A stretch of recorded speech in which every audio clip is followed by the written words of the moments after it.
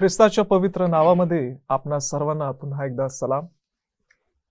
आज आपण शब्बात शाळेच्या 8व्या धड्यापर्यंत आलेले आहोत आणि या धड्याचा अभ्यास करण्याकरिता आपल्यामध्ये परत एक वार पास्टर सागर मोहिते आहेत आणि पास्टर सुजय माने आहेत. आजच्या धड्याचा अभ्यास करण्या अगोदर आपण प्रार्थना करू. आपल्यामध्ये पास्टर सुजय माने आहेत, सुरुवातीची प्रार्थना करतील. आपण प्रार्थना करू. पवित्र देवा, तुझ्या नावाला धन्यवाद देतो. ह्या सुंदर अशा शाबाशाळाच्या धड्यामध्ये आम्ही सर्वजण तुझी स्तुती आणि तुझी आराधना करत असताना आमच्या प्रत्येक मुखाद्वारे पवित्र तुझे पवित्र शब्द निघावेत आणि मंडळीला सल्ला मसलत तुझ्या धड्याच्या द्वारे तू देणार आहेस. तू प्रकट व्हावा यासाठी देखील तो सायन मदत कर. पवित्र देवा, या संपूर्ण शाबाशाळाच्या धड्याचा ताबा घेतलास आणि आम्हा प्रत्येकावरती तुझा पवित्र आत्मा दिला. त्याबद्दल तुझे उपकार आणि आभार मानून येशूच्या नावामध्ये प्रार्थना केली म्हणून देवा, आमेन. आमेन. आज आपण 8व्या धड्याचं अध्ययन करणार आहोत आणि या धड्याचं शीर्षक आहे ख्रिस्ताचे श्रेष्ठत्व. आणि आजच्या मननाकरिता जो शास्त्र भाग आपल्या सर्वांसाठी आहे, जे सुवर्ण वचन आहे, कलसीकरास पत्र याचा पहिला अध्याय 15 ते 17 वचन आहे. या वचनामध्ये असं म्हटलेलं आहे, तो म्हणजे ख्रिस्त अदृश्य देवाची प्रतिमा आहे. तो सर्व उत्पत्तीत ज्येष्ठ आहे, कारण आकाशात व पृथ्वीवर असलेले दृश्य व अदृश्य, राजे, अधिपती, सत्ताधीश किंवा अधिकारी असलेले ते सर्व त्याच्यामध्ये उत्पन्न झाले. सर्व त्याच्याद्वारे व त्याच्या ठायी उत्पन्न झाले. तो सर्वांच्या पूर्वीचा आहे व त्याच्यामध्ये सर्व समाविष्ट होतात. आजच्या धड्यामध्ये या वचनाद्वारे आपण शिकत आहोत की सर्व गोष्टींमध्ये प्रभू येशू ख्रिस्त हा ज्येष्ठ आहे. प्रभू येशू ख्रिस्ताला अदृश्य देवाची प्रतिमा अशा रीतीने संबोधण्यात येत आहे. आणि पौल देखील आपल्या सर्वांना कलसीकराच्या पत्रामध्ये सांगतो, सर्व विश्वासणाऱ्यांसाठी तो प्रार्थना करत आहे आणि म्हणत आहे की प्रभूला संतोषविण्याकरिता त्याला शोभेल असं वागावं. म्हणजे ज्यावेळेस एक मंडळी ख्रिस्ताला दर्शवित आहे, कारण ख्रिस्त हा जो देवाची प्रतिमा आहे, ती मंडळी देखील त्याच देवाप्रमाणे असावी. जो परमेश्वर अति पवित्र आहे. आपल्याला आजच्या धड्यामधून पाहायला मिळत आहे की काही वचनं आहेत जे आपल्याला सांगतात की सर्व मंडळीला परमेश्वरानं प्रकाशाचे राज्य म्हटलेलं आहे.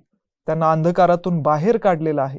वचन आपल्याला सांगत आहे की ज्या अंधकाराच्या राज्यामध्ये ते होते, त्या अंधकाराच्या सत्तेतून ख्रिस्तानं त्यांना सोडवलेलं आहे आणि आपल्या प्रिय पुत्राच्या राज्यात आणून ठेवलेलं आहे.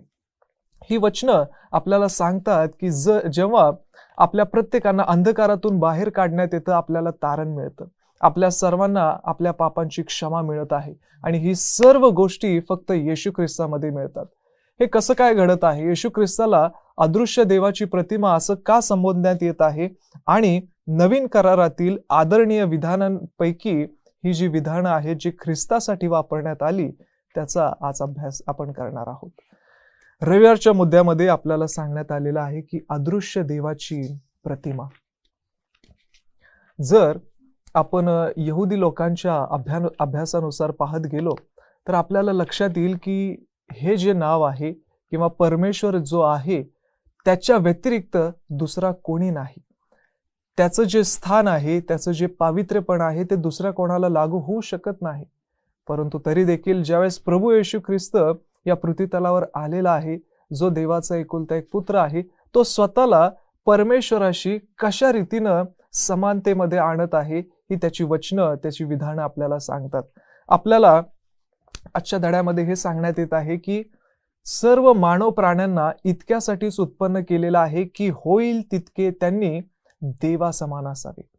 शक्य होईल तेवढं देवासमान असावं. मग ते शारीरिक असेल, मानसिक असेल आणि आध्यात्मिक असेल, सर्व संबंधानं, सर्व कार्यानं, प्रत्येक गोष्टीद्वारे प्रत्येक मानव प्राण्यानं देवासमान असावं. आणि जर आपण ख्रिस्ताची वचनं पाहत गेलो, ख्रिस्त जे काही सांगत होता ते बघत गेलो, तर आपल्याला लक्षात येईल तो योहानाचा 14वा अध्याय आणि 9व्या वचनामध्ये म्हणत आहे की ज्याने मला पाहिले आहे त्याने पित्याला पाहिले आहे. आता हे जे वाक्य आहे सर्व यहुदी लोकांना थोडं आश्चर्यचकित करणारं असं वाक्य होतं. त्याचे जे विश्वासक आहेत, ख्रिस्ताचे विश्वासकांसाठी हे देखील आश्चर्यकारक असं विधान होतं, परंतु त्यांना लक्षात येत आहे की प्रभू येशू ख्रिस्त हा देवाला दर्शवित आहे. ज्या परमेश्वराला कोणी पाहिलेलं नाही, ख्रिस्त म्हणत आहे की ज्यानं मला पाहिलेलं आहे त्यानं परमेश्वराला पाहिलेलं आहे. म्हणजे ख्रिस्त अशा रीतीनं परमेश्वराला सादर करत आहे, मनुष्य प्राणी होऊन देखील. आणि ती जबाबदारी आज सर्व मंडळीवर परमेश्वर या वचनाद्वारे देत आहे. ख्रिस्त त्याच्या वचनामध्ये आपल्या सर्वांना सांगतो की मी आणि माझा पिता एक आहे. माझा पिता आजपर्यंत काम करत आहे आणि मी देखील काम करत आहे. माझ्याद्वारे आल्या वाचून पित्याजवळ कोणी जात नाही. म्हणजे प्रभू येशू ख्रिस्त स्वतःला पित्या समवेत कंपेअर करत आहे, एक समान तो आखत आहे आणि या लोकांना देखील पटवून देत आहे की तुम्ही माझ्याद्वारे आल्याशिवाय पित्यापर्यंत जाऊ शकत नाही. मी आणि पिता एक. आज ज्या ख्रिस्तावर आपण प्रत्येकाने विश्वास ठेवलेला आहे, ज्या ख्रिस्तापर्यंत आपण आलेले आहोत आणि जे अजून आलेले नाहीत, त्या सर्वांना ही वचनं आपल्याला सांगत आहे की ख्रिस्त आणि परमेश्वर एकच आहे. ख्रिस्त आपल्या सर्वांना सांगतो की मी जीवनाची भाकर आहे. ख्रिस्त आपल्याला म्हणत आहे की मी जगाचा प्रकाश आहे, जीवन आणि पुनरुत्थान मीच आहे, मीच उत्तम मेंढपाळ आहे आणि अब्राहम झाला त्यापूर्वी मी आहे. म्हणजे आपण या वचनामध्ये पाहत आहोत की ख्रिस्त सर्व गोष्टींमध्ये हे दाखवून देत आहे की तो सुरुवातीपासून आहे. तो सुरुवातीपासून देवा समवेत आहे. तो परमेश्वराला अगदी जवळून ओळखतो आणि परमेश्वराला तो सादर करत आहे. त्या अदृश्य देवाची प्रभू येशू ख्रिस्त ही प्रतिमा आहे. इथून पुढचा भाग आपल्यामध्ये पास्टर सागर मोहिते आहेत, ते घेतील. नक्कीच पास्टर मल्कीजेडेक आपण बोलल्याप्रमाणे खरोखरच ख्रिस्त जो आहे तो उत्पत्तीमध्ये सर्वश्रेष्ठ आहे आणि ख्रिस्त हीच एक देवाची प्रतिमाचा होता. आपण पाहतोय आजच्या सोमवारच्या मथळ्यामध्ये जो मथळा आहे त्या मथळा असा आहे की सर्व उत्पत्तीत प्रथम जन्मलेला. होय, आपण ह्या धड्यामध्ये शिकत आहोत ख्रिस्ताचं जे श्रेष्ठत्व आहे त्याबद्दल. आणि आज मथळा जो आहे त्या मथळ्यामध्ये आपण पाहणार आहोत सर्व उत्पत्तीमध्ये कसं काय ख्रिस्त प्रथम जन्मलेला होता. आणि हे सर्व पाहण्या अगोदर मला तुम्हाला सांगायचं आहे प्रियानो, येशू ख्रिस्ताचा म्हणजे पुत्राचा आणि पित्याचा उत्पत्ती क्रमामध्ये आणि पवित्र आत्म्याचा एक विशेष संबंध होता. आणि म्हणून हा जो मथळा आहे तो ख्रिस्त उत्पत्तीमध्ये प्रथम जन्मलेला असं का म्हटलेलं आहे. तर आपण जर योहान कृष्णवर्तमानाचा पहिला अध्याय वाचला तर आपल्याला समजतंय पहिल्या 2-3 वचनामध्ये संत योहान असं म्हणतोय, प्रारंभी शब्द होता आणि शब्द देवासह होता आणि शब्द देव होता. पहा, शब्द देवासह होता आणि शब्द देव होता आणि तोच प्रारंभी देवासह होता. सर्व काही त्याच्याद्वारे झाले आणि जे काही झाले ते त्याच्या वाचून झाले नाही. आपल्याला समजतं योहान म्हणतोय सर्व जे काय झालं ते त्याच्याद्वारे झालं, जे काय झालं ते त्याच्या वाचून झालेलं नाहीये. म्हणजे आपण लक्षात घेऊया यावेळेस की प्रभू येशू ख्रिस्त जो आहे ते पित्याबरोबरचा एक विशेष संबंध होता. कारण आपला जो देव आहे तो त्रैक्य देव आपण म्हणतोय, पिता, पुत्र आणि पवित्र आत्मा. आणि आपल्याला इथं समजतंय की सर्व उत्पत्तीमध्ये जो ख्रिस्त आहे तो प्रथम आहे. आणि म्हणूनच आपण जर आत्ताच आपण सुवर्ण वचनामध्ये पण पास्टर मल्कीजेडेक यांनी वाचलं ते वचनामध्ये, तर ते सुवर्ण वचन पण आजच्या आपल्या धड्याचं आहे. कलसेकर्स पत्र याचा पहिला अध्याय आणि 15 ते 17 वचनामध्ये आपल्याला पाहायला मिळतंय. ते वचन किती सुंदर सांगतंय बघा, की जे सर्व निर्माण झालेलं आहे, जे सर्व निर्माण केलेलं आहे ते येशू ख्रिस्ताविना नाही आहे, तर ते येशू ख्रिस्ताने निर्माण केलेलं आहे. पित्याने पवित्र आत्म्याच्या द्वारे ते निर्माण झालेलं आहे. असं म्हणतं वचन की तो अदृश्य देवाचे प्रतिरूप आहे. तो सर्व उत्पत्तीत श्रेष्ठ आहे. श्रेष्ठ का? तर उत्पत्ती जे आहे ते येशू ख्रिस्ताच्या द्वारे झालेले आहे, पित्याच्या द्वारे झालेले आहे, पवित्र आत्म्याच्या द्वारे झालेले. आणि हे तिघे कसे आहेत? एक आहेत. आणि म्हणून पुढे असं म्हटलेलं आहे, कारण आकाशात व पृथ्वीवर असलेले दृश्य अदृश्य असलेले राजे, अधिपती, सत्ताधीश किंवा अधिकारी असलेले जे काही आहे ते सर्व त्याच्यामध्ये निर्माण झाले. सर्व काही झाले किंवा सर्व काही त्याच्याद्वारे व त्याच्यासाठी निर्माण झालेले. खूप महत्वाची गोष्ट संत पौल त्याच्या मंडळीला सांगत आहे. तो म्हणत आहे, जे सर्व काही झाले ते त्याच्याद्वारे आणि त्याच्यासाठी निर्माण झालेलं. आपल्याला समजतं की जे सर्व झालेलं आहे ते येशू ख्रिस्ताच्या द्वारे झालेलं आहे आणि विशेष म्हणजे त्याच्यासाठी झालेलं आहे. प्रियानो, जर आपण पाहिलं त्याच्याद्वारे व त्याच्यासाठी उत्पन्न करण्यात ह्या गोष्टी का आल्या, तर ह्याचा अर्थ हा आहे की आज आपण काय केलं पाहिजे, त्याला आवडणारं शील, त्याला आवडणारं जीवन, त्याला आवडणाऱ्या सर्व गोष्टी आपल्या आयुष्यामध्ये आपण असणं गरजेचं. कारण का बायबल सांगतंय, मनुष्य देवाने आपल्या प्रतिरूपाचा निर्माण केलेला आहे. आणि पुढे म्हटलेलं आहे, लेखक प्रश्न विचारताय तिथं की जो देव आहे तो उत्पन्न करता आमच्यासाठी मरण पावला आणि आमचे कार्य त्यात काय भर टाकू शकते का? नाही. प्रश्न विचारलेला आहे. उत्पन्नकर्ता जो आहे तो आमच्यासाठी मरण पावलेला आहे आणि आमचं जे कार्य आहे ते त्याच्या कार्यामध्ये काही भर टाकू शकत नाही. कारण उत्पन्नकर्त्यानं जर तुम्हाला मला निर्माण केलं नसतं किंवा उत्पन्नकर्त्यानं जर तुमच्या माझ्यासाठी बलिदान दिलं नसतं तर आपल्याला काही महत्व राहिलं नसतं. आणि म्हणून आज आपल्याला समजतंय की येशू ख्रिस्त जो आहे तोच सर्व उत्पत्तीमध्ये कायसा आहे, श्रेष्ठ आहे. आणि म्हणून आज आपण काय केलं पाहिजे, या सर्व गोष्टीचा विचार केला पाहिजे.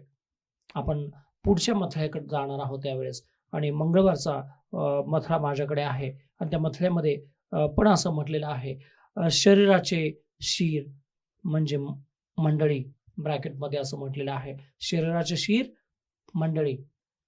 मग शरीर जे आहे, संत पौल इफिसकरच्या पुस्तकामध्ये, रोमकरच्या पुस्तकामध्ये शरीराला जी उपमा आहे तर शरीर एक मंडळीच्या रूपकाने पौल तिथे मांडत आहे. आणि म्हणून आपण जर पाहिलं तर त्या शरीराचं जे शिर आहे म्हणजे मंडळीचं जे मस्तक आहे, शिर आहे, तो म्हणजे काय आहे, कोण आहे, येशू ख्रिस्तच आहे. आणि आपल्याला समजून आलं पाहिजे की मंडळीचा प्रमुख किंवा मंडळीचं शरीर किंवा मस्तक जो आहे तो येशू ख्रिस्तच. म्हणजे याही मुद्द्यामध्ये आपल्याला समजून येतं किंवा आलं पाहिजे, येशू ख्रिस्तच सर्व गोष्टींमध्ये कसं आहे, श्रेष्ठ आहे. आणि म्हणून आपण पाहूया इफिसकरस पत्र याच्या पहिल्या अध्यायामध्ये 22व्या वचनामध्ये संत पौल इथे किती सुंदर प्रकारे त्याच्या मंडळी संगती बोलत आहे. किती सुंदर शब्द त्याने वापरलेले आहेत पहा. तर 22वं वचन असं म्हणतं, इफिसचा पहिला अध्याय आणि 22वं वचन, त्याने सर्व काही त्याच्या पायाखाली ठेवले आणि त्याने सर्वावर मस्तक असे व्हावे म्हणून त्यास मंडळीला दिले.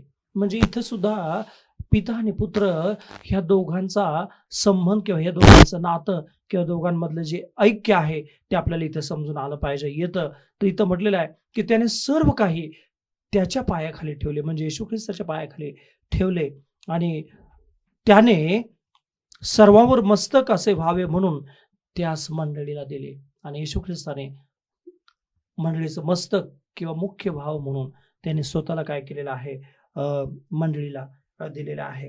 पुढच्या वचनामध्ये सुद्धा संत पौल इथे वर्णन करतो येशू ख्रिस्ताचं. कोणत्या शब्दामध्ये आपण पाहूया, तर इथे कलसेकरस पत्राचा 2रा अध्याय आणि 10व्या वचनामध्ये संत पौल इथे किती सुंदर प्रकारे तो मार्गदर्शन करता. 2रा अध्याय 10व्या वचनामध्ये असं म्हटलेलं आहे, आणि जो सर्व सत्तेचे व अधिकाराचे मस्तक आहे त्याच्यामध्ये तुम्ही पूर्ण केलेले, असं सांगतोय की जो प्रभू येशू ख्रिस्त आहे, जो देव आहे, तो सर्व सत्तेचं आणि अधिकाराचं काय आहे, मस्तक म्हणजे मुख्य आहे आणि त्याच्यामध्ये तुम्ही पूर्ण केलेले आहात. म्हणजे संत पौल त्याच्या मंडळीला सांगतोय, अर्थात तुम्हाला मला सांगतोय, तुमचा माझा जो देव आहे तो परिपूर्णतेचा देव आहे आणि आपण त्यामध्ये जर निर्माण केलेले आहोत तर आम्ही काय केलं पाहिजे, आपल्या जीवनाचा विचार करून आपण चाललं पाहिजे. कारण का ज्याप्रमाणे शरीर मस्तकाशिवाय जगू शकत नाही, मग विचार करा,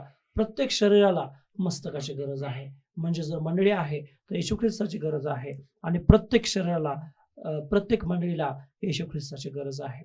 तसेच आज आपण विचार करूया, एक मंडळी या नात्याने आज तुम्हाला आणि मला येशू ख्रिस्ताची गरज किती आहे.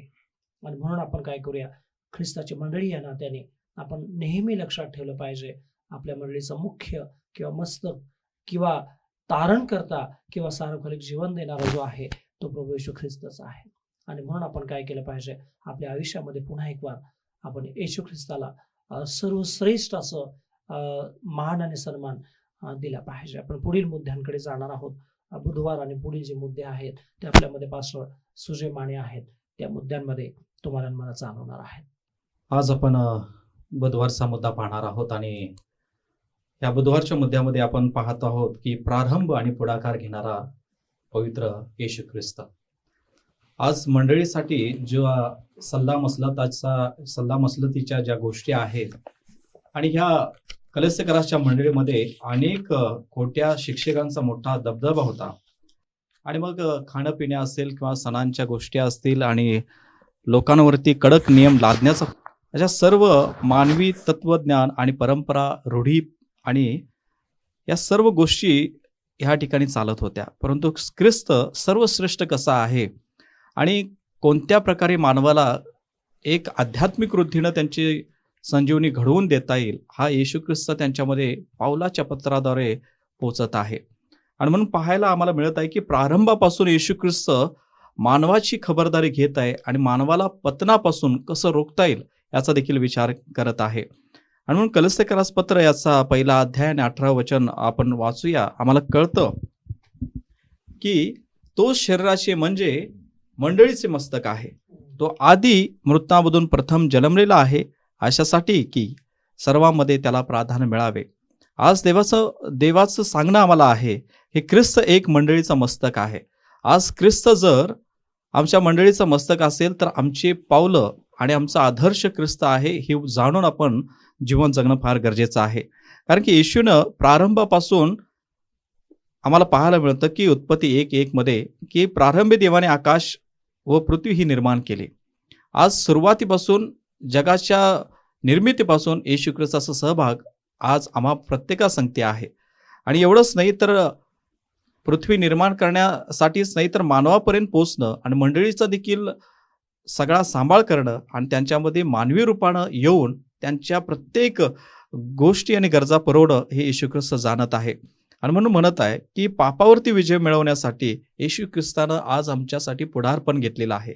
आज सातत्यानं येशू ख्रिस्त आमच्या चुकांच्या पापांच्या बद्दल तो पुढाकार घेतो आणि प्रत्येक मनुष्याला जीवन देण्याचं काम येशू ख्रिस्त करत आहे.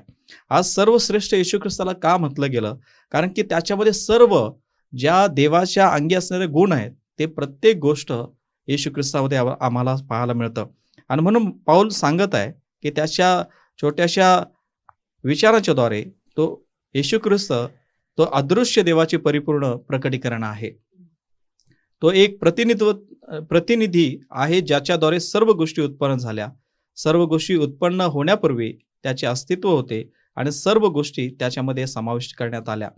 तो मंडळीचे मस्तक आहे जे त्याचे शरीर आहे. तो उत्पत्ती आणि पुनरुत्पत्ती याचा पुढाकार घेणारा आहे.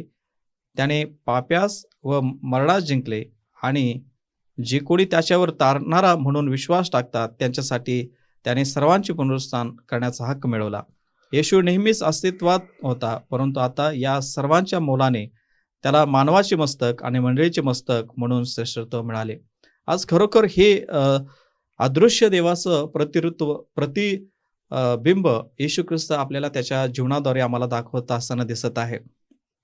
आणि सर्वश्रेष्ठ आम्हाला पाहायला मिळतं कारण की येशू ख्रिस्ताच्या सगळ्या चांगल्या गोष्टी त्याच्या वागण्या, बोलण्या आणि ह्या जगिक जीवनामध्ये राहण्याच्या द्वारे आम्हाला दिसून येत आहे.